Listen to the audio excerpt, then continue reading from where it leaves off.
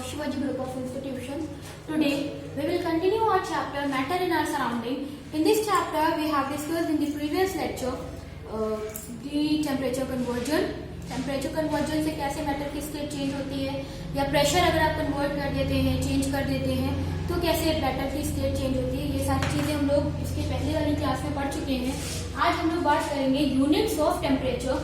ठीक है, तो टेम्परेचर की यूनिट्स कौन कौन सी होती है, पहले हम आपको छोटा छोटा सा वो बता देते हैं। मेन सी बात, पहली बात, आपने टेम्परेचर देखा होगा, कहीं पर लिखा हुआ केल्विन में। ठीक है,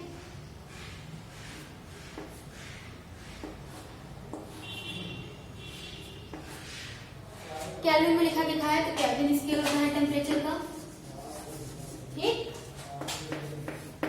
दूसरा डिग्री सेंटीग्रेड में भी लिखा देखा होगा। इसको कैसे डिनोट करते हैं बच्चों? डिग्री सेंटीग्रेड जो होता है बेटा,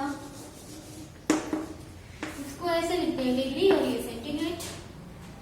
ठीक है ना, केल्विन हो गया, डिग्री सेंटीग्रेड हो गया, एक और होता है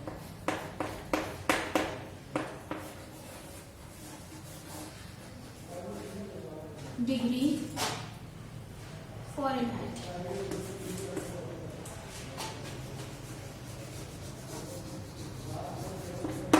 एक होता है डिग्री फ़ारेनहाइट। ठीक है ना, तो टेम्परेचर की यूनिट्स कौन कौन सी हैं? केल्विन स्केल, जिसको हम कैसे कैपिटल के से डिनोट करते हैं, डिग्री सेंटीग्रेड जिसको डिग्री और सी से डिनोट करते हैं, डिग्री फ़ारेनहाइट जिसको डिग्री एफ से डिनोट करते हैं। ठीक है, ये तीन आपकी टेम्परेचर कन्वर्जन की यूनिट्स हैं। इसके बाद देखिए कुछ फॉर्मूला में पहले टर्म्स देख लीजिए। टीसी का मतलब होता है टेम्परेचर इन डिग्री सेंटीग्रेड। समझ में आ रही बात? टीसी जहां पर भी हम लिखेंगे फॉर्मूला में, उसका मतलब क्या होगा? Temperature in degree centigrade. और जहां पे भी हम टीएफ लिखेंगे बेटा, इसका मतलब होगा टेम्परेचर इन डिग्री फ़ारेनहाइट। समझ आ गई बात? Temperature in degree centigrade, temperature in degree Fahrenheit, जहां पर हम लिख दें टी के, इसका मतलब होता है टेम्परेचर इन केल्विन। तो ये फॉर्मूला में कुछ टर्म्स यूज होंगे जिसको हमने आपको अभी बता दिया कि टीसी का मतलब temperature in degree centigrade, TF का मतलब टेम्परेचर इन डिग्री फ़ारेनहाइट, टीके का मतलब टेम्परेचर इन केल्विन। इतनी बात समझ में आ गई? आप देखो फॉर्मूला लिख ले रहे हैं। पहला आपका फॉर्मूला है टीसी। टीसी का मतलब टेम्परेचर इन डिग्री सेंटीग्रेड। समझ में आ रही है बात? टीसी का मतलब क्या? Temperature in degree centigrade. इसका फॉर्मूला है 5/9, TC is equal to 5/9 TF minus 32। यानी जब आपसे कहा जाएगा कि फ़ारेनहाइट वाला टेम्परेचर है उसको डिग्री सेंटीग्रेड में चेंज करो, तो टीसी ऐसे ही लिख लीजिएगा, 5/9 से फ़ारेनहाइट का टेम्परेचर यहाँ और माइनस 32 सॉल्व कर लीजिएगा। ठीक है, इसके बाद ये कौन सा फॉर्मूला है? इससे आप डिग्री फ़ारेनहाइट वाले टेम्परेचर को डिग्री सेंटीग्रेड में चेंज कर सकते हैं। कैसे? Formula to change degree Fahrenheit into degree centigrade. ठीक है, सेकंड देखो बेटा, सेकंड में क्या है? TF. TF is equal to, TF क्या है? Temperature in degree Fahrenheit. It is equal to 9/5। वहां क्या था? 5/9। यहाँ क्या है? 9/5। और यहाँ पे टीएफ था, अब यहाँ टीसी हो जाएगा, यहाँ माइनस था, यहाँ प्लस हो जाएगा, और ये फॉर्मूला उलट गया। बात समझ में आ रही है ना? यहाँ टीसी से टीएफ, मतलब टीएफ दिया हुआ था और टीसी निकाल रहे थे। अब यहाँ पे क्या होगा? टीसी दिया होगा और टीएफ निकालना होगा आपको, तो फॉर्मूला उल्टा हो गया। जहाँ टीसी था वहाँ टीएफ हो गया, जहाँ टीएफ था वहाँ टीसी हो गया, जहाँ माइनस था वहाँ प्लस हो गया। ये कन्वर्ट किसको कर रहा है बेटा? डिग्री सेंटीग्रेड को डिग्री फ़ारेनहाइट में। बात समझ में आई? ये किसमें किसको कन्वर्ट कर रहा है?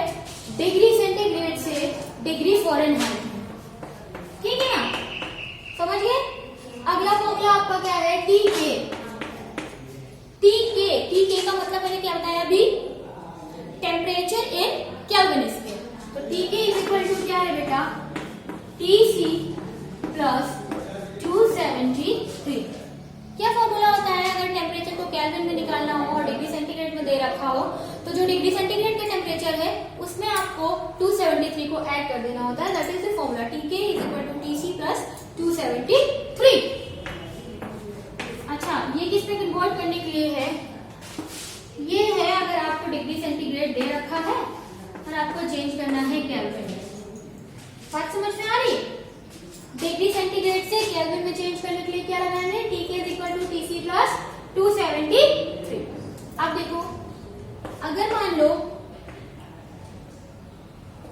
टीसी दिया हुआ है, सॉरी टीके दिया हुआ है और टीसी पूछ रहा है तुमसे, क्या दिया है, टेम्परेचर इन केल्विन दे रखा है और तुमसे कह रहा है टेम्परेचर इन डिग्री सेंटीग्रेड बताओ, तो कुछ नहीं करना है, आपको इस फॉर्मूले को उल्टा कर देना है। यहाँ से टीसी इधर आ जाएगा, यहाँ से टीके इधर आ जाएगा, ये प्लस था, यहाँ पे ये माइनस हो जाएगा और ये 273। बात समझ में आ रही ना मेरी, उल्टा है, इस फॉर्मूले का उल्टा ये, इस फॉर्मूले का उल्टा ये। यहाँ पे क्या हो रहा है, फ़ारेनहाइट से टेम्परेचर डिग्री सेंटीग्रेड में जा रहा है और नीचे क्या हो रहा है, डिग्री सेंटीग्रेड से टेम्परेचर फ़ारेनहाइट में जा रहा है। यहाँ क्या हो रहा है, डिग्री सेंटीग्रेड से केल्विन में चेंज हो रहा है, फिर केल्विन से डिग्री सेंटीग्रेड में चेंज हो रहा है। बात क्लियर हो रही है ना यहाँ तक के। तो ये कुछ फॉर्मूला है 4 जिनको आपने माइंड में रखना है एवरी टाइम, ठीक है, ताकि आप आगे के न्यूमेरिकल्स को सॉल्व कर सकें, ठीक है ना। ये फॉर्मूलाज क्लियर हो गए। यहाँ पे क्या है, temperature in kelvin, temperature in degree Fahrenheit, temperature in degree Fahrenheit, temperature in kelvin. समझ में आ गए, 4 फॉर्मूला है, इजी से हैं, सिंपल से हैं, याद करने हैं आपने, याद कर लीजिएगा। नेक्स्ट डे में आपको इसकी प्रॉब्लम्स भी डिस्कस कराएंगे। आज के लिए बच्चों इतना ही, मिलते हैं अपनी अगली क्लास में, तब तक के लिए goodbye, take good care of yourself, good bye.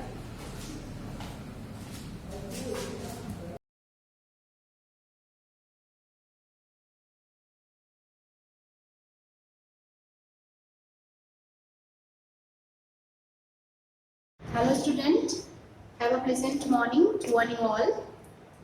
This class is for 9th and subject English language, and the topic of today is conversations, conversion of sentences, not conversation, conversion of sentences. Student, before starting this topic, there is a message for you that I taught you the poem Faithful Friends composed by William Shakespeare. That was in your previous syllabus, but in today's syllabus, updated syllabus, that poem is replaced. That poem is replaced in the 7 Edges of Man. So, students, you have not to study that poem. I taught you that poem because that was in your previous syllabus. So today I gone through the syllabus. But that poem is replaced. That is also written by William Shakespeare, The 7 Edges of Man. Before Faithful Friends, the topic reordering was going on, and in that topic there was 2 sentences, and you have to do the correction of those sentences because in written PDF form I have given you, there was a silly mistakes, so you have to get it corrected. Student, there were 2 sentences in PDF number date 14 and 15. The more gets a man, wants more the he. The more gets a man, the more wants he. So you have to do the correction.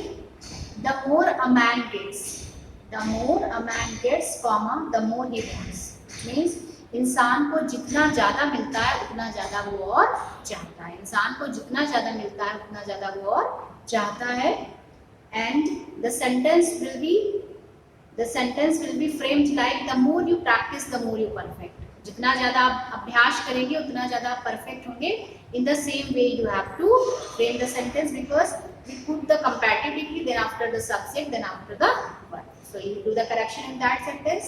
And Rana Pratap loved his country very much. Rana Pratap loved his country very much. It means subject, your verb, your object, then after your adverb. So student, you have to do the correction in these 2 sentences.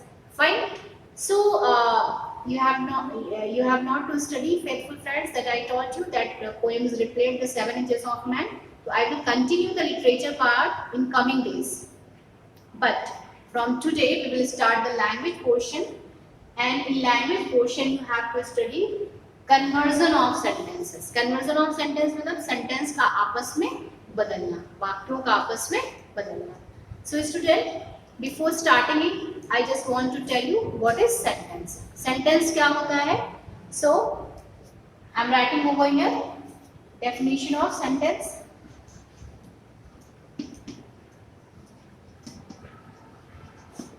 A sentence is a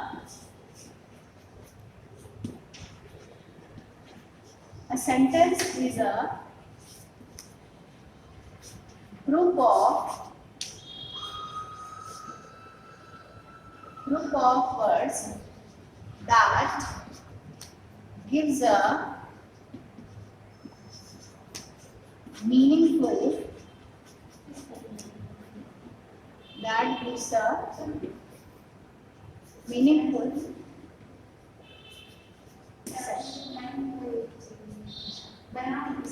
Okay, so sentence is a group of words that gives a meaningful sense. Sentence words का एक group होता है जो एक meaningful sense देता है. अगर बहुत सारे सेंटेंसेस ऐसे रखे हुए हैं और अगर उसमें कोई मीनिंग नहीं आ रहा है, that can not be called a sentence. So student, if the sentence are putting in an order and it gives a good sense, so that is called a sentence. So now we will go types of the sentences. Types of the sentences. So sentences are 5 types. Sentences are 5 types. The first one is assertive.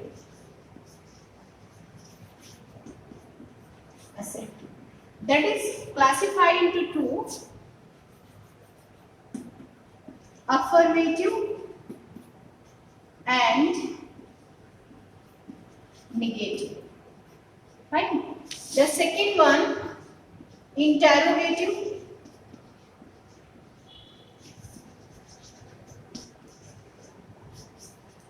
Interrogative is classified into 2: simple interrogative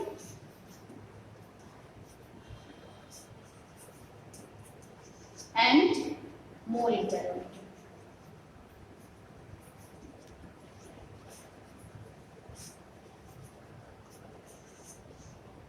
Okay. The third one is imperative.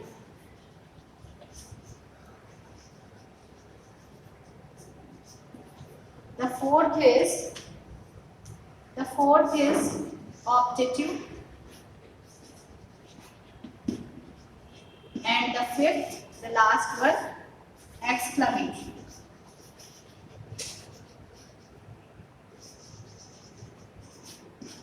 So student, before starting the new topic, conversion of sentences, we will study sentence and the types of sentences. The definition of sentences, I have already told you. A sentence is a group of words that gives a meaningful sense. And words, what is words? Words is a group of letters. Fine. These are 5 in number.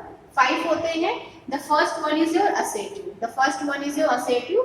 It is classified into 2: affirmative and negative. It means affirmative and negative sentence can be called assertive sentence. Let's see.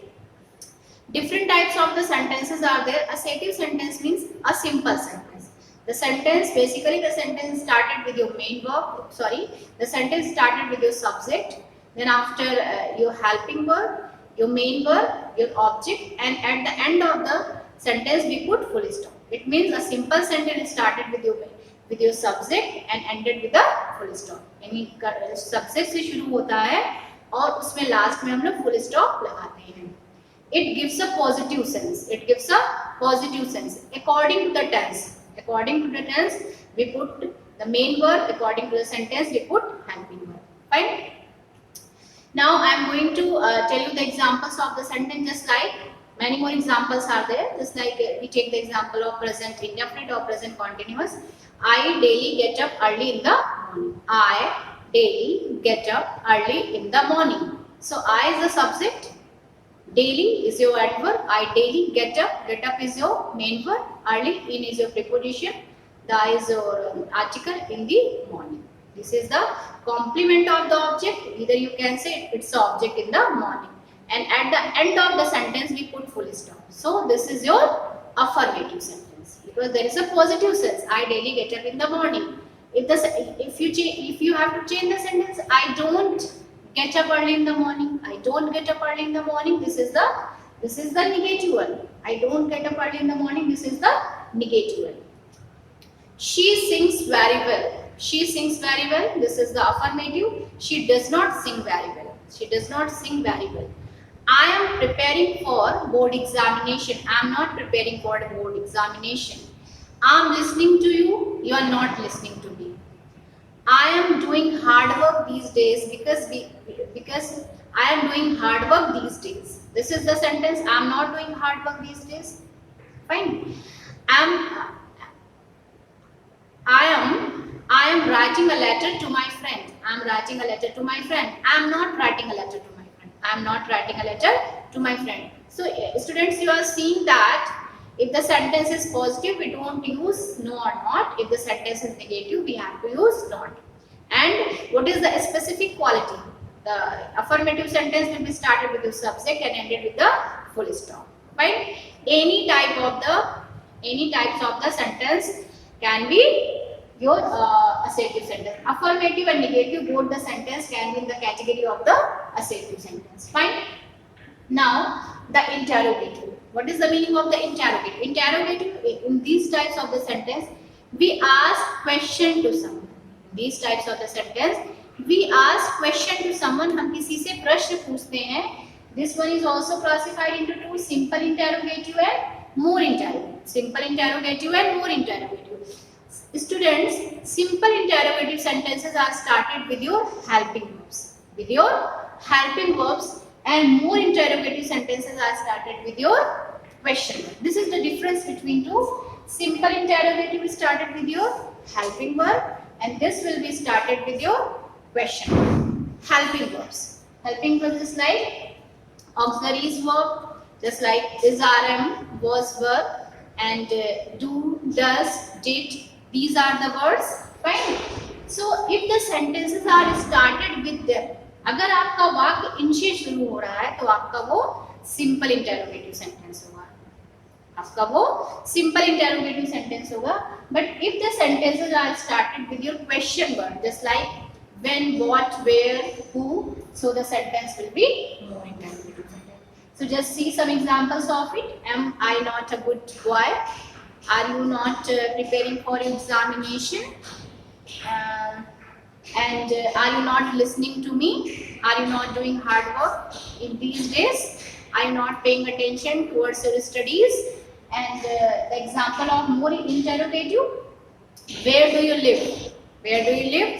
Why are you not paying attention? Why are you not paying attention to your class? Why are you not helping to your mother? Why are you not giving good time towards your studies? So these are the examples of simple interrogative and more interrogative. Fine. Both the sentence you can call interrogative sentence. So student, today we discuss assertive one and interrogative one. This is the part of the conversion of the sentence. The remaining three, imperative, optative and exclamative. These sentences we will discuss in your next class. It's enough for you. So student, thank you and have a nice day to one you all.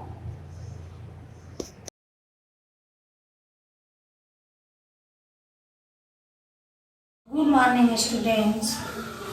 आज मैं class 9th में page number 45 UP board subject Hindi में पर्यायवाची शब्द आपको पढ़ाती हूँ.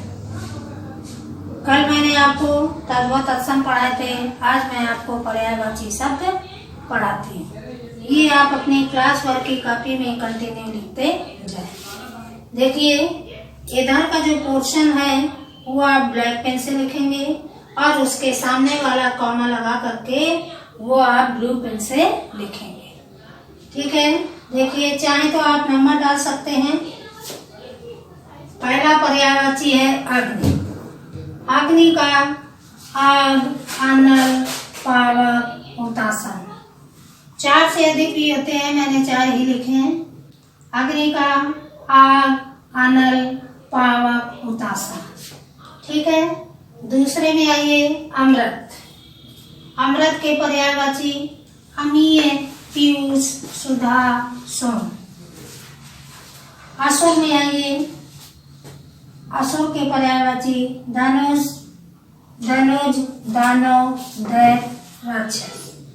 ऐसे सुने, असुर के पर्यायवाची धनुज, दानव, दैत्य, राक्षस।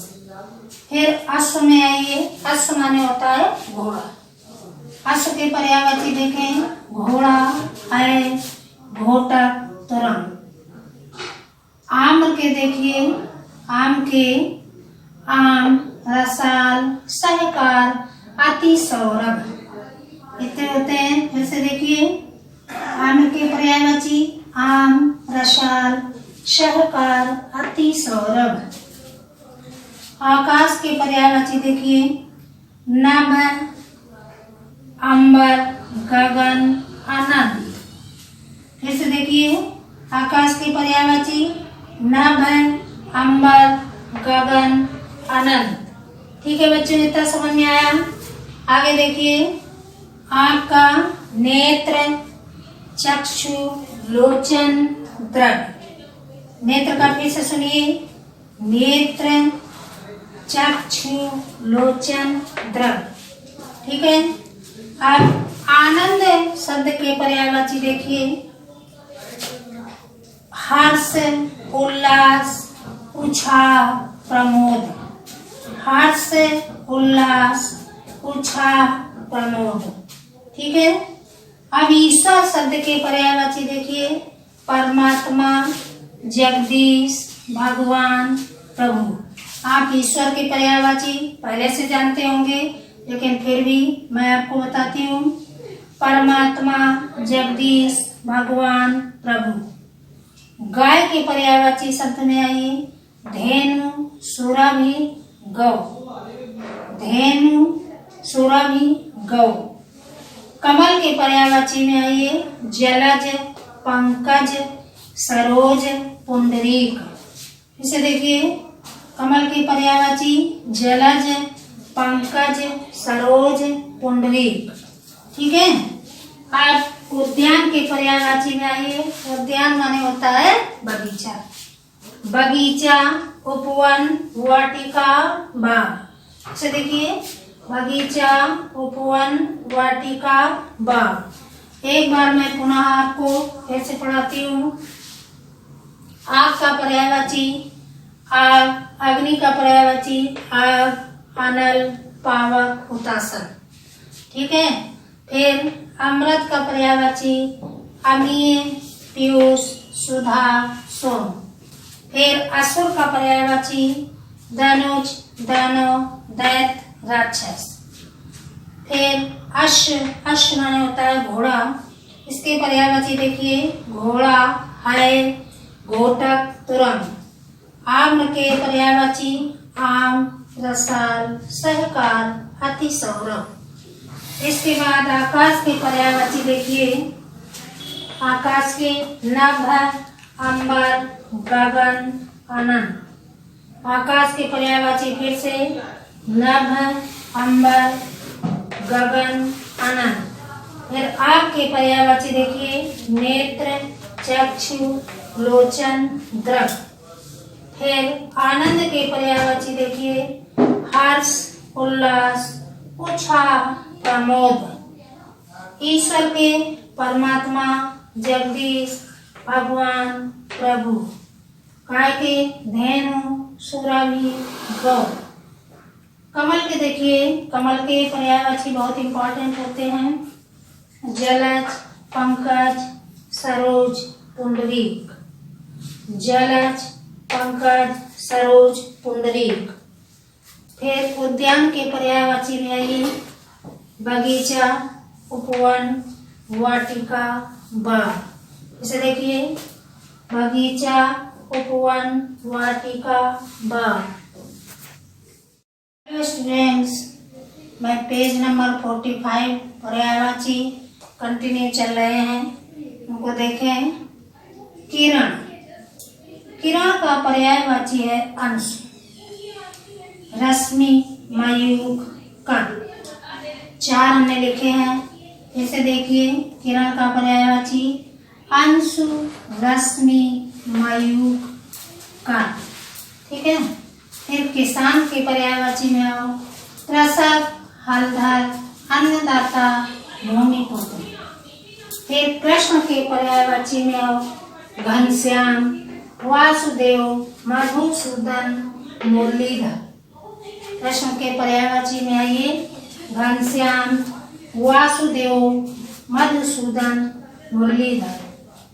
फिर गंगा के पर्यायवाची में आइए। मंदाकिनी, भागीरथी, सुरसरिता, देवनदी। गंगा के पर्यायवाची देखिए। मंदाकिनी, भागीरथी, सुरसरिता, देवनदी। गणेश के पर्यायवाची में आओ। एकदंत, लंबोदर, गजवदन, मोदक प्रिय। इसे देखिए, गणेश का एकदंत, लंबोदर, गजवदन, मोदक प्रिय। फिर कोयल के पर्यायवाची में आइए। कोकिला, श्यामा, पिक। कोकिला, श्यामा, पिक। फिर चंद्रमा के पर्यायवाची में आओ।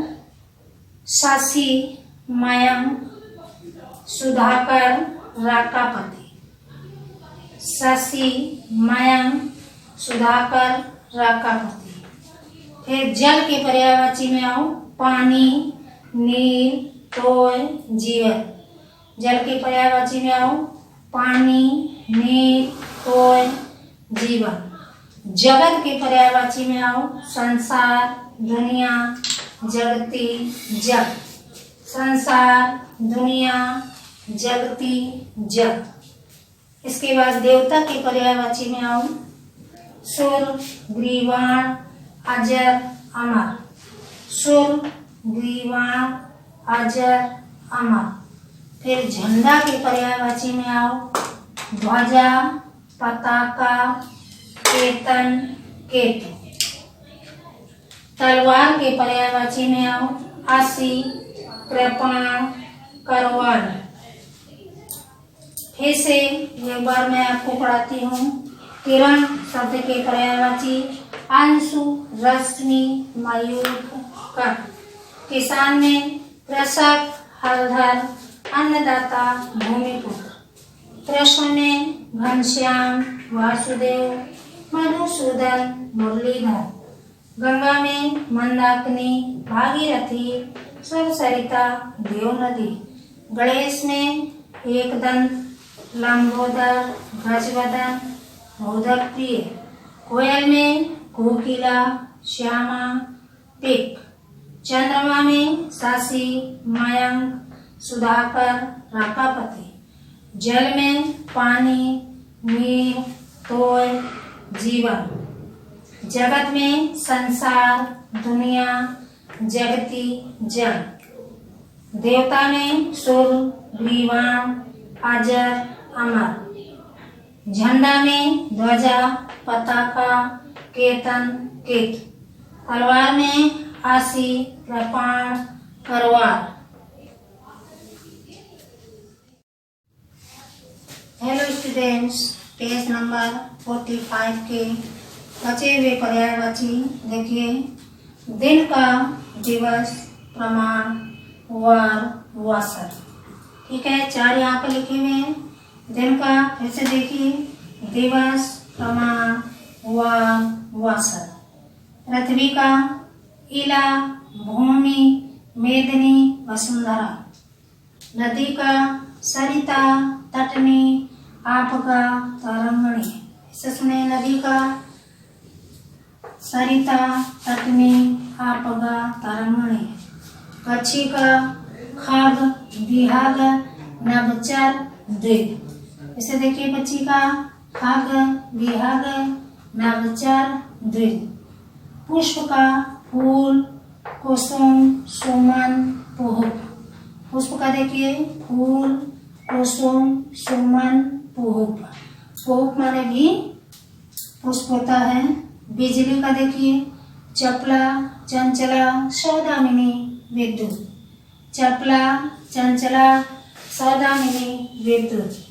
वृक्ष में आइए, तरु, बिटप, पादप, द्रुम। तरु, बिटप, पादप, द्रुम। एक बार फिर से देखिए पूरा दिन का दिवस। प्रमाण, वार, वसत। पृथ्वी का, इला, भूमि, मेदिनी, वसुंधरा। नदी का, सरिता, तटनी, आपगा, तरंगनी। पक्षी का, खग, बिहार, नवचर, द्विज। पुष्प का, फूल, कुसुम, सुमन, कुहू। बिजली का, चपला, चंचला, सौदामिनी, विद्युत। वृक्ष का, तरु, बिटप, पादप, द्रुम।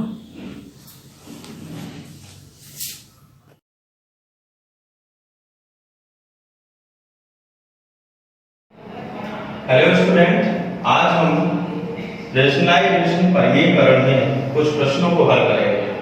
सबसे पहले देखिए, यदि x बराबर √3 + √2 अपॉन √3 - √2 व y बराबर √3 - √2 अपॉन √3 + √2, तब x² + y² का मान ज्ञात कीजिए। आइए देखते हैं कैसे हम करेंगे। सबसे पहले x है, x बराबर है √3 + √2 अपॉन √3 - √2। अब यहाँ पर क्या करेंगे, हर का परिमेयकरण कर लीजिए। हर का परिमेयकरण करेंगे, हर के संयुग्मी से अंश और हर में गुणा करेंगे। √3 - √2 है, √3 - √2 का संयुग्मी क्या होगा, √3 + √2। अपॉन में क्या है, √3 + √2। संयुग्मी क्या होता है, साइन चेंज करते हैं, अगर माइनस है तो प्लस ले लेंगे, अगर यहाँ पर प्लस होता तो माइनस ले लेते हैं। अब आइए अगले स्टेप में क्या होगा, √3 + √2 इंटू √3 + √2 क्या हो जाएगा, √3 + √2 का होल स्क्वायर। अपॉन में क्या है, a - b into a + b। a - b into a + b क्या होता है, a² - b²। अब देखिए अगले स्टेप में a + b का होल स्क्वायर क्या होता है, हम जानते हैं a + b का होल स्क्वायर होता है a² + b² + 2 into a into b। Upon में देखिए √3 का स्क्वायर 3 आएगा, √2 का स्क्वायर 2 आएगा। अगले स्टेप में देखिए √3 का स्क्वायर क्या होगा, 3 होगा, √2 का स्क्वायर क्या होगा, 2 होगा, 2 into √a into √b, √a भी होता है, √3 इंटू √2 क्या होगा, √3 इंटू 2। अब अगले स्टेप में 3 - 2 क्या आएगा, 1। तो यहाँ से देखिए x बराबर क्या आ जाएगा, 3 + 2 5 + 2 3 × 2 = 6 अपॉन में 1 है। तो यहाँ से x का मान आ जाएगा 5 + 2 √6। x का मान आ गया। अब निकालना है y को भी निकाल लीजिए। y बराबर क्या है, √3 - √2 अपॉन √3 + √2। अब यहाँ पर भी हर का हम परिमेयकरण करेंगे, अंश और हर में संयुग्मी का गुणा करेंगे। देखिए यहाँ पर √3 + √2 है तो क्या लेंगे हम, √3 - √2 से गुणा करेंगे, अंश में भी और हर में भी। अब अगले स्टेप में देखिए क्या होगा, √3 - √2 इंटू √3 - √2 क्या होगा, √3 - √2 का होल स्क्वायर हो जाएगा। x इंटू x क्या होता है, x² होता है।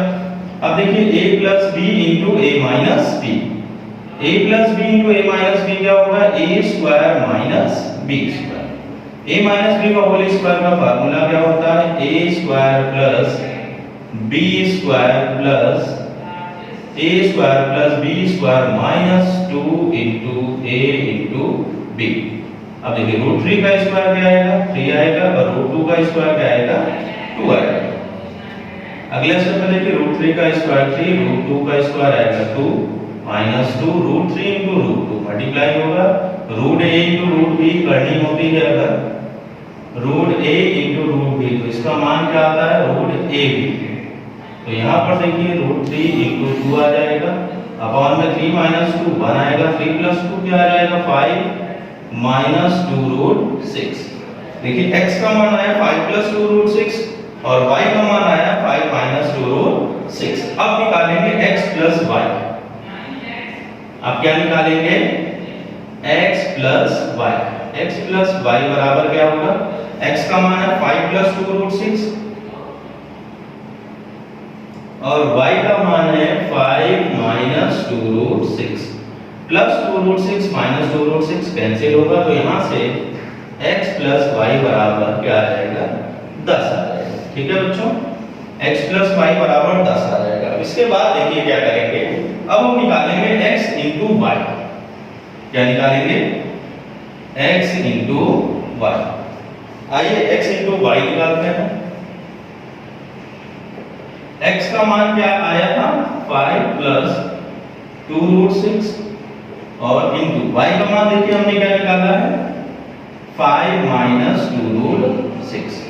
अब देखिए दो ब्रैकेट का मल्टीप्लाई होगा, a plus b into a minus b। सर्वसम का हम जानते हैं a plus b into a minus b क्या होता है? a square minus b square. क्या होता है? a square minus b square. 5 का स्क्वायर क्या होगा? 25। अच्छा, 2 का स्क्वायर क्या होगा? 4 होगा और रूट 6 का स्क्वायर क्या होगा? 6 होगा। अगले स्टेप में देखिए 25 माइनस 6 4 जा 24 होगा। 25 में जब हम 24 माइनस करेंगे तो क्या आएगा? 1 आएगा। तो यहाँ से देखिए x इंटू y बराबर क्या आ गया? 1 आ गया। लेकिन हमें निकालना क्या है? हमें निकालना है x square plus y square का मान ज्ञात करना है। क्या ज्ञात करना है? x square plus y square का मान ज्ञात करना है। देखिए x प्लस y बराबर क्या है? 10 है। इसी को आगे बढ़ाएंगे, दोनों पक्षों में क्या करेंगे? वर्ग करने पर। दोनों पक्षों में वर्ग करेंगे तो ये हो जाएगा x प्लस y का होल स्क्वायर और ये हो जाएगा 10 स्क्वायर। ठीक है, a प्लस b का होल स्क्वायर क्या होता है? a square plus b square plus 2ab होता है ना। 10 का स्क्वायर क्या होगा? 100 होगा। 10 इंटू 10 100 होगा। अब देखिए अगले स्टेप में x square plus y square plus 2xy। xy का मान क्या निकाला है हमने? 1 बराबर में क्या है? 100। अगले स्टेप में देखिए क्या होगा, इसके बाद देख लेते हैं। x square plus y square plus 2 होगा, बराबर में क्या है? 100 है।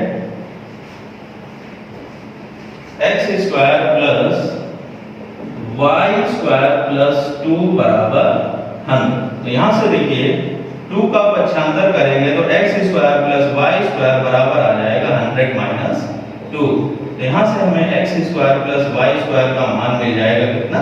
98। ठीक है बच्चों, अब अगला प्रश्न देखते हैं। यदि x बराबर 1/3 माइनस 2 रूट 2, y बराबर 1/3 प्लस 2 रूट 2, तब xy square plus x square y का मान ज्ञात कीजिए। देखिए x बराबर दिया गया है 1/3 माइनस 2 रूट 2। अब हम करेंगे क्या? हर का परिमीकरण करेंगे, हर के संयुग्मी से अंश और हर में गुणा करेंगे। 3 माइनस 2 रूट 2 है तो हम क्या लेंगे? 3 प्लस 2 रूट 2 का अंश में भी गुणा करेंगे और 3 प्लस 2 रूट 2 का हर में भी गुणा करेंगे। आइए गुणा करते हैं। अगले स्टेप में देखिए क्या होगा? 1 इंटू 3 प्लस 2 रूट 2 क्या आएगा? 3 प्लस 2 रूट 2 अपॉन में a minus b into a plus b। हम जानते हैं a minus b into a plus b क्या होता है? a square minus b square. अगले स्टेप में देखिए क्या होगा? 3 प्लस 2 रूट 2 अपॉन 3 का स्क्वायर क्या आएगा? 9 आएगा, माइनस 2 का स्क्वायर 4 आएगा और रूट 2 का स्क्वायर क्या आएगा? 2 आएगा। अगले स्टेप में देखिए 3 प्लस 2 रूट 2 अपॉन में 9 माइनस 8।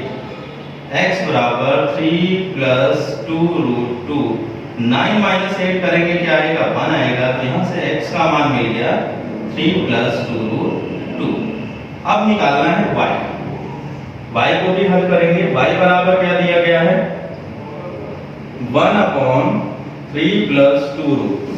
अब यहाँ हर का हम परिमीकरण करेंगे। 3 प्लस 2 रूट 2 है तो हम मल्टीप्लाई करेंगे 3 माइनस 2 रूट 2, 3 माइनस 2 रूट 2। अंश में भी गुणा करेंगे और हर में भी गुणा करेंगे। अब देखिए अगला स्टेप में क्या होगा, y बराबर क्या होगा 3 minus 2 root 2 upon a plus b into a minus b क्या होगा a square minus b square. अगले स्टेप में देखिए क्या होगा 3 माइनस 2 रूट 2 अपॉन 3 का स्क्वायर क्या आएगा 9 आएगा, 2 रूट 2 का स्क्वायर 2 का स्क्वायर 4 होगा, रूट 2 का स्क्वायर क्या आएगा 2 आएगा। तो यहाँ से y बराबर आ जाएगा 3 minus 2 root 2 upon 9 minus 8। y बराबर आ जाएगा 3 माइनस 2 रूट 2 अपॉन 1। y का मान क्या आ जाएगा 3 माइनस 2 रूट 2। अब देखिए x का मान भी मिल गया हमें 3 प्लस 2 रूट 2, y का मान भी मिल गया 3 माइनस 2 रूट 2। अब हमें निकालना है x प्लस y। क्या निकालना है x प्लस y। x का मान है 3 प्लस 2 रूट 2 और y का मान है 3 माइनस 2 रूट 2। ठीक है, y बराबर क्या है 3 माइनस 2 रूट 2 और x बराबर है 3 प्लस 2 रूट 2। देखिए plus 2 root 2 minus 2 root 2 cancel होगा, 3 प्लस 3 6 आएगा। तो यहाँ से x प्लस y बराबर क्या मिल जाएगा 6। अब निकालना है x इंटू वाई का मान। क्या निकालना है x इंटू वाई। गुणा कर देंगे, x का मान है 3 plus 2 root 2 root 2 into 3 minus 2 root 2 x into y a plus b into a minus b a square minus b square. 3 का स्क्वायर 9 होगा, 2 रूट 2 का स्क्वायर 2 का स्क्वायर 4 होगा, रूट 2 का स्क्वायर 2 होगा, 9 माइनस 8 1 आ जाएगा। तो यहाँ से x इंटू वाई का मान क्या आ गया 1 मिल गया। ठीक है बच्चों, हमें मान किसका निकालना है x y square plus x square y. हमने x प्लस y का भी मान निकाल लिया, x इंटू वाई का भी मान निकाल लिया। अब अगले स्टेप में देखिए क्या होगा, मान हमें निकालना है x y square plus x square y. देखिए कैसे निकालें, इन दोनों से हमें कॉमन क्या मिल रहा है, देखिए x भी कॉमन मिल रहा है और y भी कॉमन मिल रहा है। तो यहाँ पर हम x y कॉमन ले लेंगे, इसमें डिवाइड करेंगे, x से x कैंसिल होगा, y से एक y कैंसिल होगा, एक y बचेगा। अब यहाँ पर देखिए x से x कैंसिल होगा, x बचेगा, y से y कैंसिल हो जाएगा। कॉमन लेने का मतलब ऐसे भी डिवाइड करना होता है, यहाँ से x y x प्लस y। अब देखिए दोनों के मान हमने अलग अलग पहले ही निकाले, x into y, x y का मान क्या निकाला है 1 और x प्लस y का मान क्या निकाला है 6। 1 इंटू 6 क्या आ जाएगा 6 आ जाएगा। तो यहाँ से हमें x y square plus x square y का मान मिल गया 6। ठीक है बच्चों, x y square plus x square y का मान क्या मिल गया 6। ओके बेटा, अब आइए अगला प्रश्न देखते हैं। 3 अपॉन रूट 3 माइनस रूट 2 बराबर a root 3 minus b root 2 है, तो a और b का मान ज्ञात कीजिए। 3 अपॉन रूट 3 माइनस रूट 2 बराबर दिया गया है 3 अपॉन रूट 3 माइनस रूट 2 बराबर दिया है a root 3 minus b root 2। अब देखिए इसको करेंगे कैसे, हर का परिमीकरण करेंगे, LHS को राइट लेफ्ट हैंड साइड को हल करेंगे, राइट हैंड साइड को एज इट इज रखेंगे, फिर बाएं पक्ष और दाएं पक्ष की तुलना करके हम a और b का मान ज्ञात करेंगे। आइए हल करते हैं। 3 अपॉन रूट 3 माइनस रूट 2, हर का परिमीकरण करेंगे। रूट 3 माइनस रूट 2 है तो किससे गुणा करेंगे हम, रूट 3 प्लस रूट 2 से। हर का संयुग्मी, रूट 3 माइनस रूट 2 का संयुग्मी क्या होगा रूट 3 प्लस रूट 2। क्या करेंगे, अंश में भी गुणा करेंगे और हर में भी गुणा करेंगे। बराबर में क्या है a root 3 minus b root 2। अगले स्टेप में देखिए क्या होगा, 3 रूट 3 प्लस रूट 2 अंश का अंश से गुणा होगा और हर का हर से। देखिए a minus b into a plus b। हम जानते हैं a minus b into a plus b क्या होता है a square minus b square. Root 3 minus root 2 into root 3 plus root 2 क्या होगा रूट 3 का स्क्वायर माइनस रूट 2 का स्क्वायर। बराबर में है a root 3 minus b root 2। अब देखिए 3 का मल्टीप्लाई करेंगे, 3 इंटू रूट 3 करेंगे 3 रूट 3 आएगा, 3 इंटू रूट 2 करेंगे 3 रूट 2 आएगा। अपॉन में क्या है, रूट 3 का स्क्वायर 3 आएगा, रूट 2 का स्क्वायर क्या आएगा 2 आएगा, बराबर में क्या है a root 3 minus b root 2। मैंने आपको पहले भी बताया रूट x का स्क्वायर क्या होता है, x होता है। ऐसा क्यों होता है, रूट x का मतलब होता है x की घात 1/2 का स्क्वायर करेंगे, घातों का आपस में गुणा हो जाएगा, 1/2 गुणे 2, 2 से 2 कैंसिल होगा और ये हमें क्या मिलेगा x।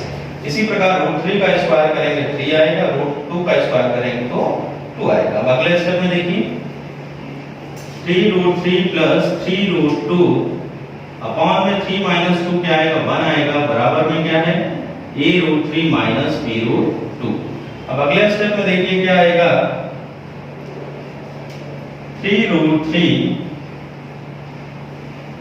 प्लस 3 रूट 2 बराबर a root 3 minus b root 2।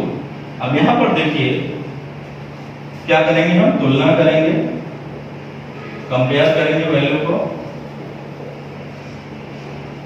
यहां पर देखिए a रूट 3 और यहां पर है 3 रूट 3। रूट 3 का गुणांक a है, यहां पर रूट 3 का गुणांक क्या है 3 है, तो यहां से a बराबर क्या मिल जाएगा 3।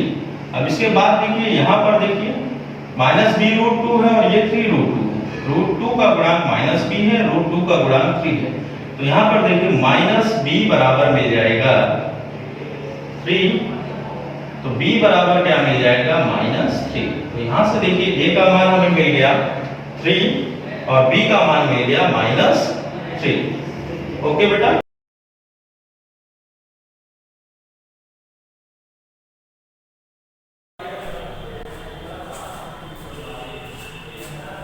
Welcome student, welcome to another video tutorial from Shivaji Group of Institution.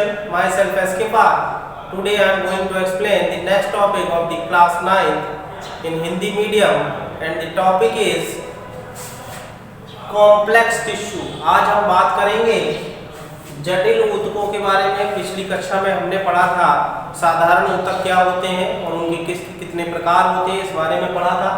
आज बात करेंगे हम जटिल ऊतक की, इनको कॉम्प्लेक्स टिश्यू कहा जाता है, इनको कॉम्प्लेक्स टिश्यू इंग्लिश में कहा जाता है। जटिल ऊतक होते हैं, जो जटिल ऊतक होते हैं ये हमारे प्लांट के अंदर, हमारे पौधे के अंदर संवहन ऊतक की तरह काम करते हैं।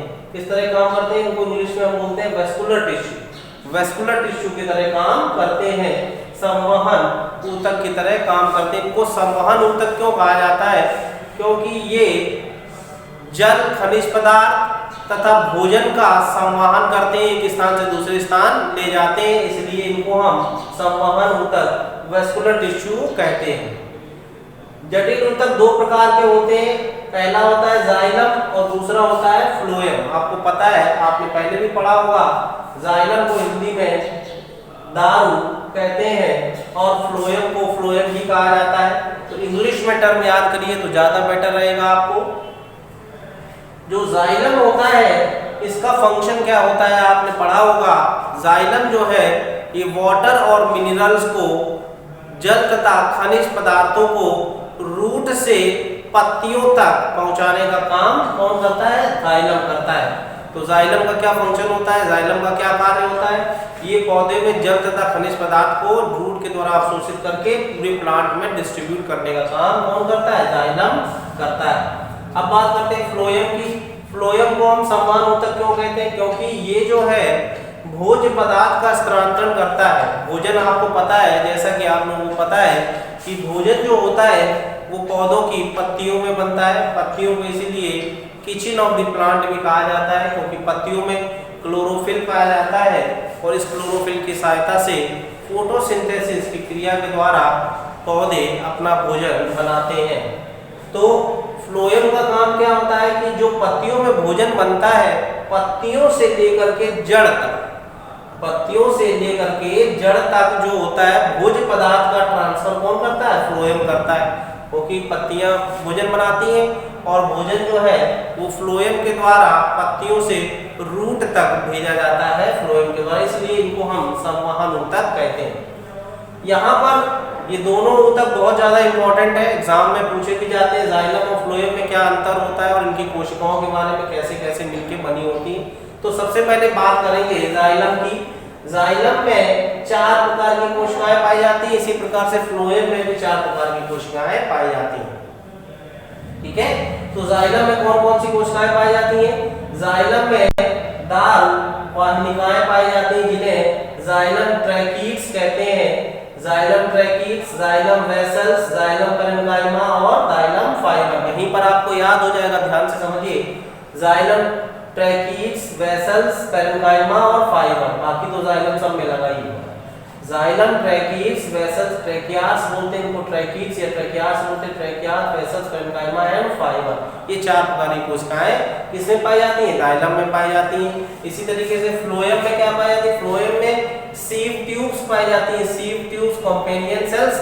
फ्लोएम पैरेन्काइमा और फ्लोएम फाइबर, ये दोनों नाम तो एक ही जैसे हैं। वहां पर जाइलम था तो जाइलम पैरेन्काइमा कह दिया और जाइलम फाइबर कह दिया। यहाँ पर हमने क्या कह दिया? फ्लोएम पैरेन्काइमा कह दिया, फ्लोएम फाइबर कह दिया। यानी कि ये 2 सेल्स आपको याद करनी पड़ेंगी। ये जो 2 सेल्स दी हैं ये याद करनी पड़ेंगी। जाइलम में ट्रैकियास और वेसल्स पाई जाती हैं, फ्लोएम में कंपेनियन सेल्स और सीव ट्यूब्स पाई जाती हैं, सीव ट्यूब्स या कंपेनियन सेल पाई जाती हैं।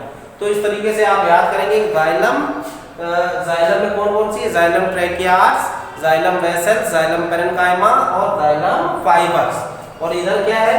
यहाँ पे सीव ट्यूब्स हैं, कंपेनियन सेल्स हैं और फ्लोएम पैरेन्काइमा है और फ्लोएम फाइबर। फिर से याद करिए, देखिए अभी यहीं पे तुरंत याद हो जाएगा आपको। Xylem tracheids, vessels, xylem parenchyma, xylem fibers. यहाँ क्या है? यहाँ फ्लोएम है तो फ्लोएम में कौन? सीव ट्यूब्स पाई जाएंगी, कंपेनियन सेल पाई जाएंगी, फ्लोएम पैरेन्काइमा और फ्लोएम फाइबर पाई जाएंगी। तो ये 4 प्रकार की कोशिकाएं दोनों में पाई जाती हैं। तो सबसे पहले बात करेंगे दाल वाहिनिकाएं की। इसको इंग्लिश में जाइलम ट्रैकियास कहते हैं। इनकी जो कोशिकाएं होती हैं, जाइलम ट्रैकियास की जो कोशिकाएं होती हैं लंबी होती हैं और एक सिरे से दूसरे सिरे तक ये फैली रहती हैं, क्योंकि इन कोशिकाओं के अंदर प्रोटोप्लाज्म जीव द्रव्य नहीं पाया जाता, इसलिए ये मृत होती हैं, ये डेड होती हैं। एक चीज याद रखिएगा, यहाँ पर जितनी भी सेल पाई जाती है जाइलम में, उसमें केवल पैरेन्काइमा को छोड़ करके बाकी सब डेड होती हैं। पहले तो ये याद कर लीजिए आप, क्योंकि पूछा जाएगा कौन सी डेड है कौन सी लिविंग है। तो क्या करेंगे हम? जाइलम पैरेन्काइमा को छोड़ करके जितनी भी सेल्स हैं वो सब क्या है? डेड है सब जो है, क्योंकि सब में प्रोटोप्लाज्म नहीं पाया जाएगा, जीव द्रव्य नहीं पाया जाएगा, इस वजह से वो क्या होंगी? डेड होंगी। तो जाइलम ट्रैकियास कैसी होती है? डेड होती है। और इनकी जो कोशिकाएं होती हैं, उनकी जो कोशिका भित्ति होती है काफी मोटी होती है और वो लिग्निन की बनी होती है। पहले सेलुलोज की बनी होती है, फिर बाद में लिग्निन में कन्वर्ट हो जाती है। लिग्निन एक पॉलीसैकेराइड होता है जो लिग्निन में कन्वर्ट हो जाती है। तो इस तरीके से ये जो दाल वाहिनिकाएं हैं, जाइलम ट्रैकीट्स हैं, ये डेड होती हैं। अब बात करते हैं जाइलम वेसल्स की। जाइलम वेसल्स की भी सेल डेड होती हैं, क्योंकि इनमें भी प्रोटोप्लाज्म यानी कि जीव द्रव्य नहीं पाया जाता और इनकी भी वॉल थिक होती है। इनकी जो कोशिका भित्ति होती है वो काफी मोटी होती है। अब बात करते हैं जाइलम पैरेन्काइमा। पैरेन्काइमा जहां भी होगा याद रखिएगा, पैरेन्काइमा टर्म जहां भी लगा होगा उसकी कोशिकाएं हमेशा लिविंग होंगी, वो कोशिकाएं हमेशा उसकी सजीव होगी, क्योंकि उसमें प्रोटोप्लाज्म पाया जाता है और ये पैरेन्काइमा डिवाइड करके और भी कोशिकाएं बनाती हैं, इसलिए हमेशा ये सजीव होगी। जाइलम पैरेन्काइमा कैसी होती है? लिविंग होती है। अब बात करते हैं जाइलम फाइबर्स की। जाइलम फाइबर्स जो होते हैं ये रेशे होते हैं और ये जो है प्लांट को स्ट्रेंथ प्रोवाइड करते हैं, ताकत प्रोवाइड करते हैं, इनको हम जाइलम फाइबर्स कहते हैं। तो ये तो 4 कोशिकाएं थी जाइलम की। अब बात करते हैं फ्लोएम की कोशिकाओं की। फ्लोएम में सीव ट्यूब्स पाया जाता है, फ्लोएम में सीव ट्यूब्स पाया जाता है। इनकी कोशिकाएं कुछ इस प्रकार से होती हैं, इस तरीके से ये जो है एक शेप बनाती हैं। ये जो है इनको सीव ट्यूब्स कहते हैं, इसमें छोटे छोटे छेद होते हैं, ये सीव ट्यूब्स कहलाती हैं। ये क्या कहलाती हैं? इस तरीके से ये एक दूसरे से जुड़ी होती हैं। यहाँ कंपेनियन सेल पाई जाएगी, फिर कंपेनियन सेल के बाद फिर यहाँ पर क्या पाई जाएगी? सीव ट्यूब्स पाई जाएगी और इस तरीके से ये सीव ट्यूब्स है। और ये क्या है? ये नलिका है। तो सीव ट्यूब्स क्या होती हैं? सीव ट्यूब्स जो होती हैं ये सजीव होती हैं और सीव ट्यूब्स क्या इनको हिंदी में चालनी नलिकाएं कहते हैं। चालनी क्योंकि चलनी के तरीके से होती है, जिस तरीके से जिसमें आटा छाना जाता है ना, चलनी होती है, उस तरीके से छोटे छोटे छेद होते हैं, इसलिए इसको हमने चालनी नलिकाएं कहा, सीव ट्यूब्स कहा। ठीक है, ये कैसी होती है? चलनी के समान होती हैं और सजीव होती हैं। तो ये हो गया चलनी नलिकाओं के बारे में। अब बात करते हैं सह कोशिकाओं के बारे में। सह कोशिकाओं को इंग्लिश में कंपेनियन सेल कहते हैं, और ये कंपेनियन सेल जो है ये भी लिविंग होती हैं, सजीव होती हैं। और ये जो है क्योंकि इसमें प्रोटोप्लाज्म पाया जाता है इसलिए ये सजीव होती हैं। अब बात करते हैं कंपेनियन सेल जो है, कंपेनियन सेल जिम्नोस्पर्म में एब्सेंट होती है, याद रखिएगा। ब्रायोफाइटा, टेरिडोफाइटा और जिम्नोस्पर्म तीनों में एब्सेंट होती है। किन किन पौधे में? ब्रायोफाइटा में ये सब क्या होते हैं? लोअर प्लांट होते हैं। ब्रायोफाइटा, टेरिडोफाइटा और जिम्नोस्पर्म लोअर प्लांट होते हैं। ठीक है, और इनमें कंपेनियन सेल नहीं पाई जाती, सीव ट्यूब्स और कंपेनियन सेल नहीं पाई जाती है। अब यहाँ बात करते हैं फ्लोएम पैरेन्काइमा की। फ्लोएम पैरेन्काइमा टर्म यहाँ लगा वो तो सजीव होगा ही। फ्लोएम रेशे जो है ये मृत होते हैं। फाइबर जहाँ भी होगा वो हमेशा क्या होगा? मृत होगा, वो नॉन लिविंग होगा। और ये जो है फ्लोएम फाइबर्स का कार्य क्या होता है? इनका कार्य ये होता है कि ये पौधों को दृढ़ता प्रदान करती हैं। फ्लोएम का क्या काम होता है? मैंने पहले ही बता दिया। ये क्या होता है? फ्लोएम का जो काम होता है भोजन को एक स्थान से दूसरे स्थान पहुंचाने का काम करते हैं। एक चीज और ध्यान रखिएगा, फ्लोएम में जब सर्दियों में क्या होता है? प्लांट की ग्रोथ बहुत कम होती है। सर्दी में अगर कोई प्लांट आप लगाओगे तो जल्दी ग्रोथ नहीं करेगा। क्यों नहीं करेगा? क्योंकि सर्दियों में क्या होता है कि ये जो चालनी नलिकाएं होती हैं, इन चालनी नलिकाओं के किनारे की तरफ, दोनों इस किनारे की तरफ और ऊपर वाले इस किनारे की तरफ एक पदार्थ जम जाता है जिसे हम कैलोज कहते हैं। क्या कहते हैं? कैलोज। कैलोज एक पॉलीसेकेराइड होता है और ये कैलोज जम जाता है। कैलोज जम जाने के कारण ना तो भोजन ऊपर से नीचे आ जाता है, भोजन जो होता है ऊपर से नीचे नहीं आ पाता, इसी वजह से प्लांट ग्रोथ नहीं कर पाता। लेकिन जब बसंत का मौसम आता है तब यही कैलोज पानी के साथ घुल जाता है और चलनी नलिकाएं साफ हो जाती है, जिसकी वजह से प्लांट में भोजन जो है ऊपर से नीचे काफी तेज गति से चलता है। इसलिए प्लांट जो है बसंत ऋतु में बहुत ज्यादा ग्रोथ करते हैं, ये चीज ध्यान रखिएगा। तो ये तो था जाइलम और फ्लोएम के बारे में। इसको हम जटिल ऊतक कहते हैं, 4 प्रकार की कोशिकाओं से मिलके बने होते हैं। Thank you.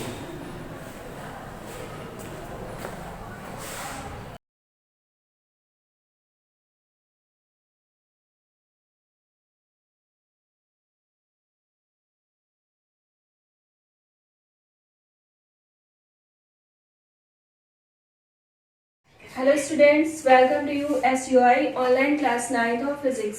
Students, today we will solve some numerical problems in the chapter Gati, motion. Students, our first question is 300 metre सीधे रास्ते पर जोसेफ जॉगिंग करता हुआ 2 मिनट 30 सेकेंड में एक सिरे A से दूसरे सिरे B पर पहुंचता है और घूमकर 1 मिनट में 100 मीटर पीछे बिंदु C पर पहुंचता है। जोसेफ की औसत चाल और औसत वेग क्या होगा? सिरे A से सिरे B तक और सिरे A से सिरे C तक। तो स्टूडेंट्स, ये क्या होगी? ये आपकी रोड हो गई जहाँ पे जोसेफ जॉगिंग कर रहा है और इस रोड की लंबाई कितनी है? 300 मीटर। क्वेश्चन में बोलता है कि जोसेफ घूमकर 1 मिनट में 100 मीटर पीछे बिंदु C पर आता है। तो ये आपका बिंदु C हो गया और ये डिस्टेंस कितनी हो गई? 100 मीटर। स्टूडेंट्स, पहले हमें सिरे A से सिरे B तक जोसेफ की औसत चाल और औसत वेग निकालना है। तो इसके लिए हम पहले पार्ट A लेंगे, A से B।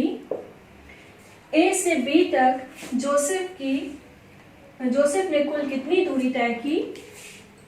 कुल दूरी is equal to 300 metre. Students, A से B तक कितने मीटर चला जोसेफ? 300 मीटर। और इस दूरी को तय करने में कुल समय कितना लगा? 2 मिनट 30 सेकेंड। तो यहाँ पे आपका कुल समय कितना हो जाएगा? TAB is equal to 2 minute 30 second. Students, पहले हम क्या करेंगे, ये हमारा मिनट और सेकेंड में दे रखा है टाइम, तो इसको हम पहले सेकेंड में कन्वर्ट करेंगे।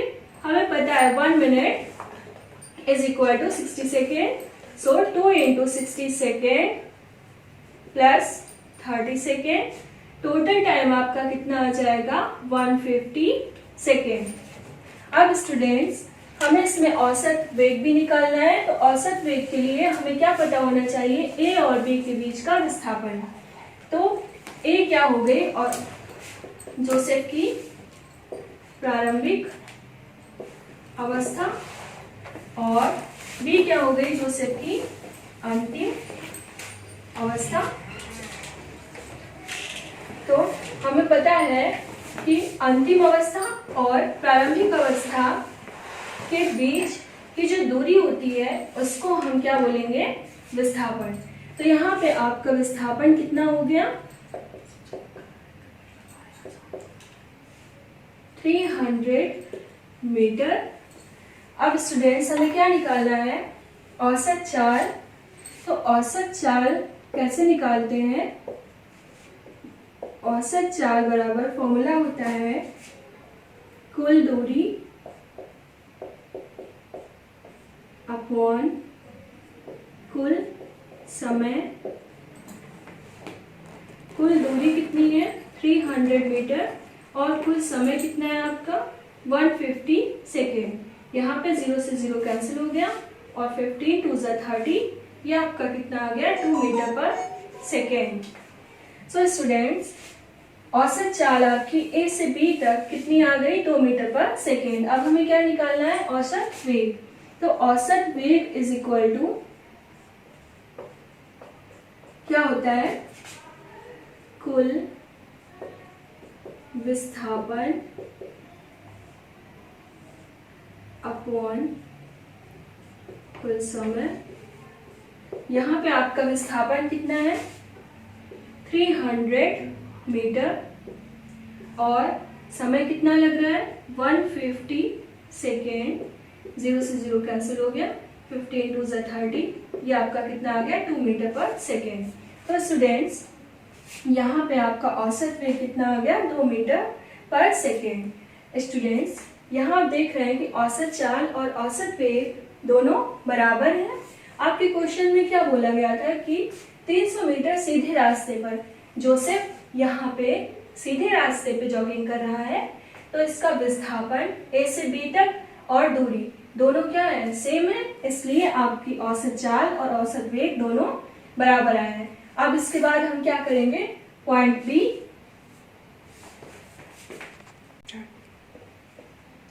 स्टूडेंट्स अब हम सिरे ए से सिरे सी तक औसत चाल और औसत वेग निकालेंगे। तो ए से सी के लिए पहले हम कुल दूरी, फिर कुल समय और कुल विस्थापन निकालेंगे। तो यहाँ पे ए से सी के लिए कुल दूरी कितनी हो जाएगी,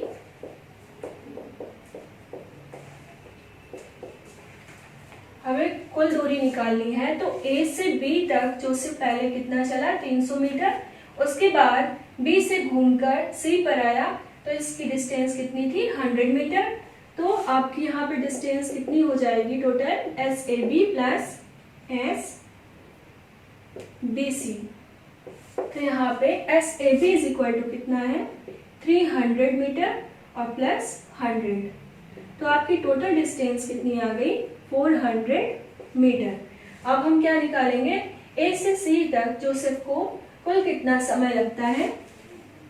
तो यहाँ पे कुल समय बराबर क्या हो जाएगा 2 मिनट 30 सेकेंड में जोसेफ ए से बी तक जाता है और फिर बी से सी तक आता है।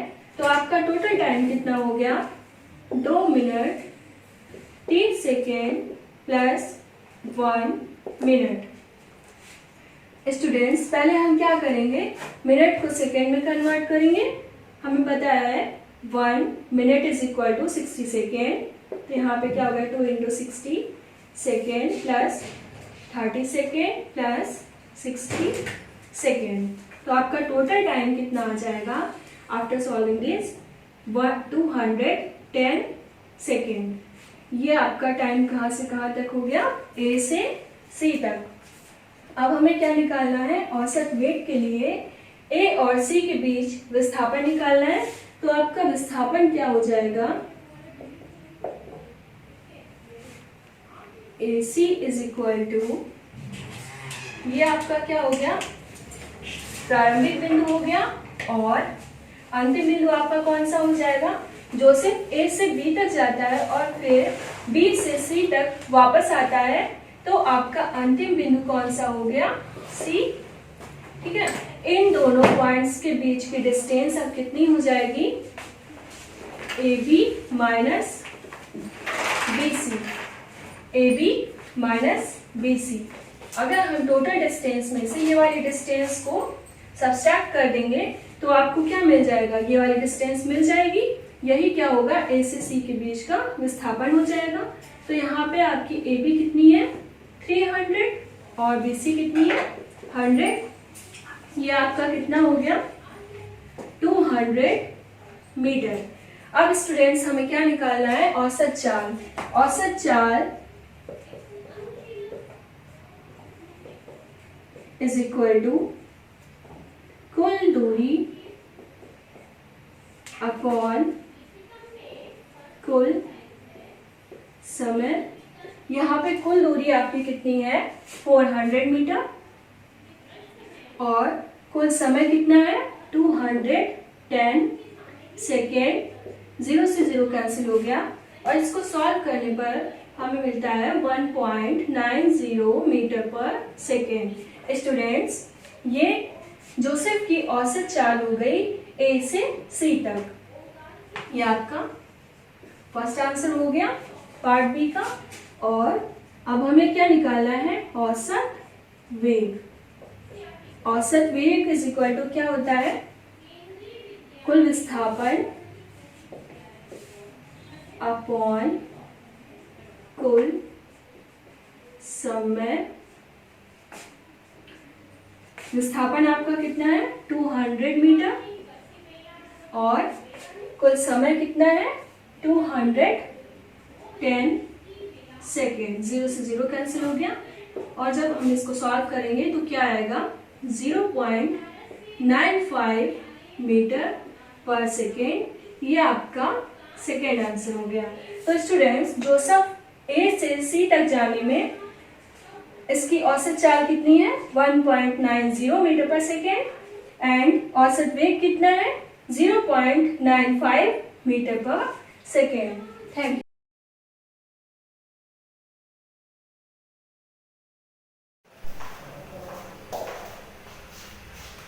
Very good morning students. In my previous lecture मैंने आप लोगों को एक्सप्लेन किया था इकोनॉमिक्स पार्ट 2 संसाधन के रूप में लोग, और आज मैं आपको ज्योग्राफी सेकंड चैप्टर भारत के भौगोलिक स्वरूप समझाने जा रही हूँ क्लास 9 के लिए। तो इस चैप्टर को शुरू करने से पहले मैं अपने प्रीवियस चैप्टर का कुछ रिवीजन करा रही हूँ बच्चों। जैसे कि प्रीवियस चैप्टर में आया था संसाधन के रूप में लोग, तो मैंने आप लोगों को बताया था कि संसाधन के रूप में लोगों से क्या तात्पर्य होता है। संसाधन के रूप में लोगों से तात्पर्य श्रम शक्ति के साधन मनुष्य से। तो बच्चों, ये क्या हमारे होते हैं जिसका उपयोग देश अपनी आवश्यकताओं को पूरा करने के लिए करता है। तो श्रम क्या है, उत्पादन का अनिवार्य साधन है जिसकी आपूर्ति देश कैसे करता है, जिसकी आपूर्ति देश की कार्यशील जनसंख्या के रूप में करता है। और देश की कार्यशील जनसंख्या को हम लोग क्या कहते हैं, मानव संसाधन कहते हैं।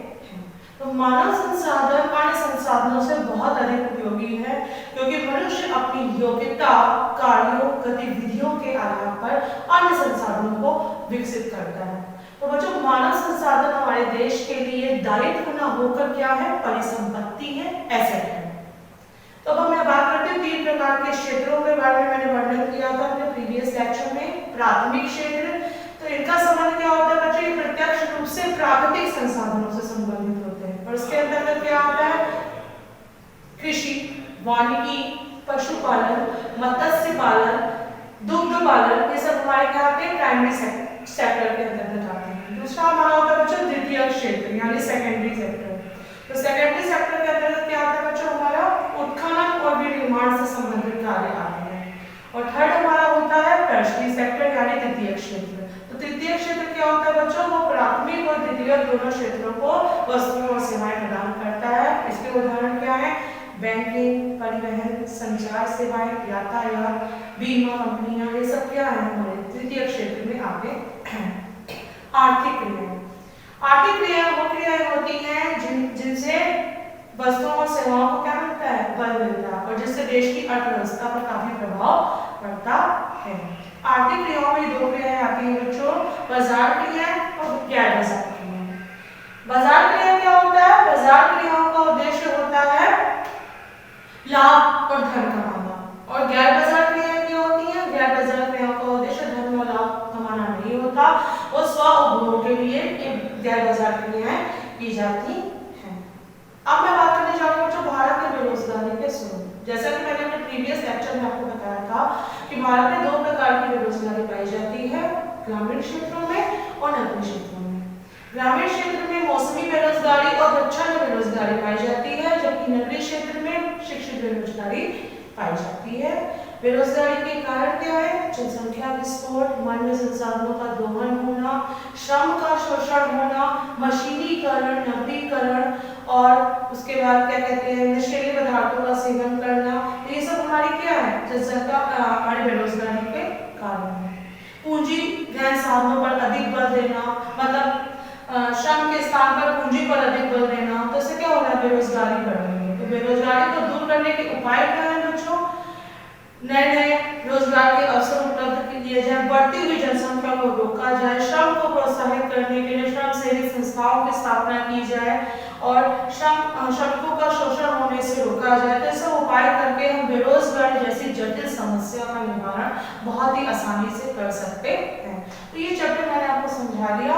आज मैं आपको ज्योग्राफी पार्ट 2 भारत के भौगोलिक स्वरूप को समझाने जा रही हूँ।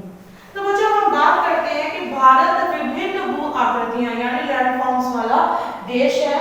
हमारे देश में विभिन्न प्रकार की भू आकृतियां विद्यमान है, जैसे पर्वत, मैदान, पठार, नदियां, द्वीप समूह। ये सब हमारे क्या है? ये सब हमारी भू आकृतियां हैं। प्रत्येक प्रकार की भू आकृतियों की विशेषताएं, संरचनाएं सब अलग अलग होती हैं। तो भारत के लगभग 30% हिस्से पर क्या है बच्चों? पहाड़ है, 27 हिस्से पर पठार है और 41 हिस्से पर क्या है बच्चों? मैदान है। इसके अतिरिक्त भारत में विभिन्न प्रकार की शैलें यानी रॉक्स भी पाई जाती हैं। कुछ शैलें बहुत कठोर होती हैं, जैसे कि संगमरमर, जिसका निर्माण किसके किया जाता है?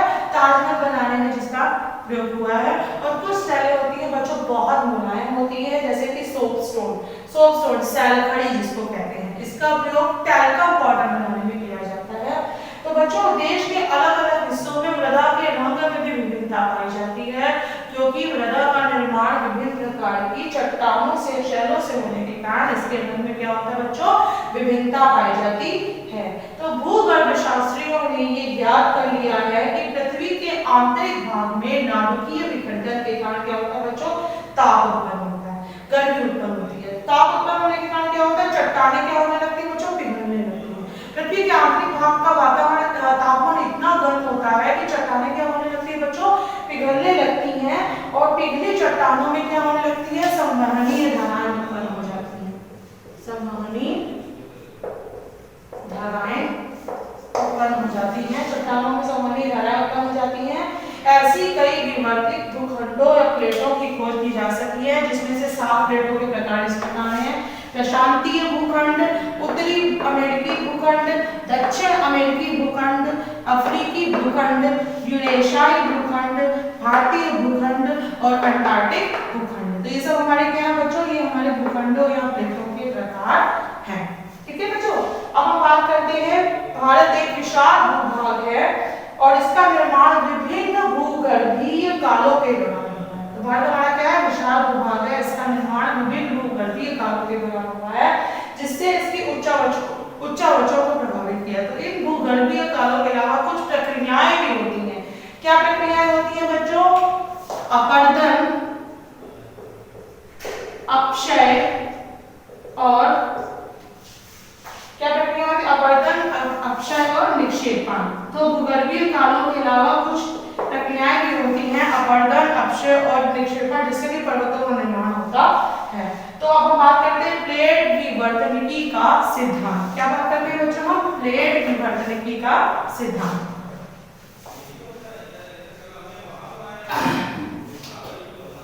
प्लेट विवर्तनिकी का सिद्धांत यानी plate tectonics, theory of plate tectonics. Plate विवर्तनिकी का सिद्धांत क्या होता है बच्चों? भूगर्भशास्त्रियों ने कुछ प्रमाणों पर आधारित सिद्धांतों की मदद से भौतिक आकृतियों के निर्माण करने की व्याख्या करने की कोशिश की है। तो इसी प्रकार एक सामान्य सिद्धांत है जिसका नाम है प्लेट विवर्तनिकी का सिद्धांत। तो इस सिद्धांत के अनुसार पृथ्वी की ऊपरी परपटी 7 बड़ी और कुछ छोटी प्लेटों से क्या होती है बच्चों? निर्मित होती है। कुछ प्लेटों में क्या होती है? गति होती रहती है, जिसके कारण प्लेटों के अंदर तथा ऊपर की ओर महाद्वीपीय शैलों का निर्माण के कारण दबाव होता है।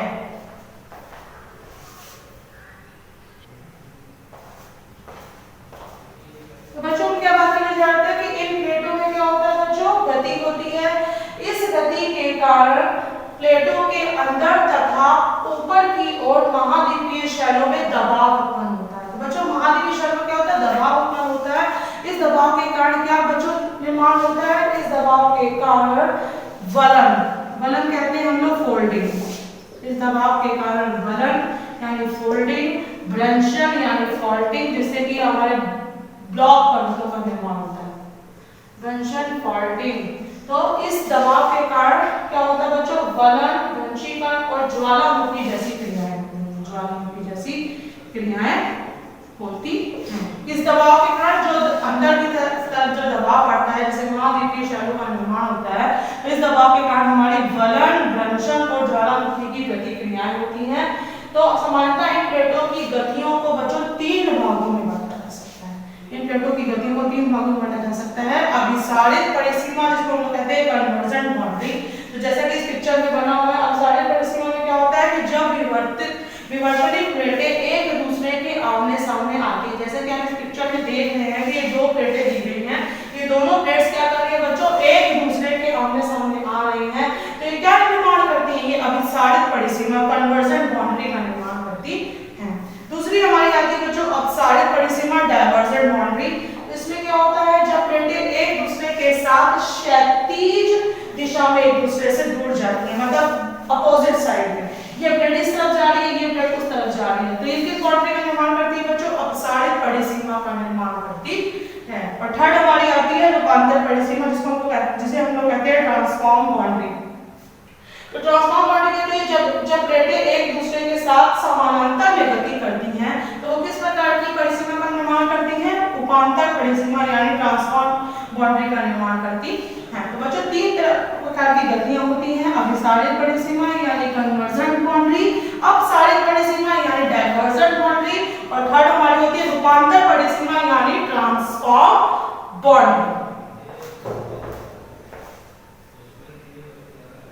तो बच्चों हम बात करने जा रहे हैं भारत के भौगोलिक स्वरूप, फिजिकल फीचर्स ऑफ इंडिया। तो बच्चों ये हम बता रहे हैं कि भू आकृति की दृष्टि से भारत में काफी विविधता पाई जाती है। तो भारत के कुछ भाग में, जैसे भारत इसके संपूर्ण क्षेत्र का 11% भाग में क्या है बच्चों? पर्वतीय भाग है। 11% भाग भारत का क्या है? हमारा पर्वतीय भाग कहलाता है। और 18% भाग में हमारे क्या आती है बच्चों? पहाड़ियां आती है, माउंटेन्स आते हैं। 18% भाग में हमारे भारत के पहाड़ियां आती हैं। और 28% भाग जो हमारा है भारत का, वो हमारा पठारी है, प्लेट्यूज है वहां पे। और हमारा उसके बाद क्या कहते हैं 43% भाग में हमारे क्या आते हैं? मैदान आते हैं, प्लेन्स आते हैं। और मैदानों का निर्माण आपको पता है कैसे होता है? नदियों द्वारा लाई गई मिट्टी से होता है। तो भारत भू आकृति की दृष्टि से भारत में विविधता पाई जाती है।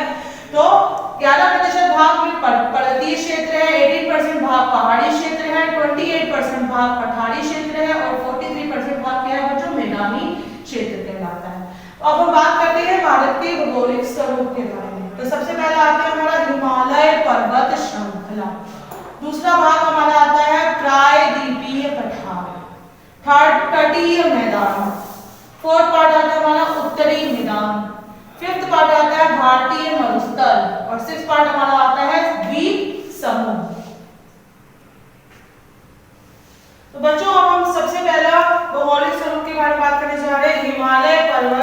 श्रृंखला, हिमालयन माउंटेन रेंजेस।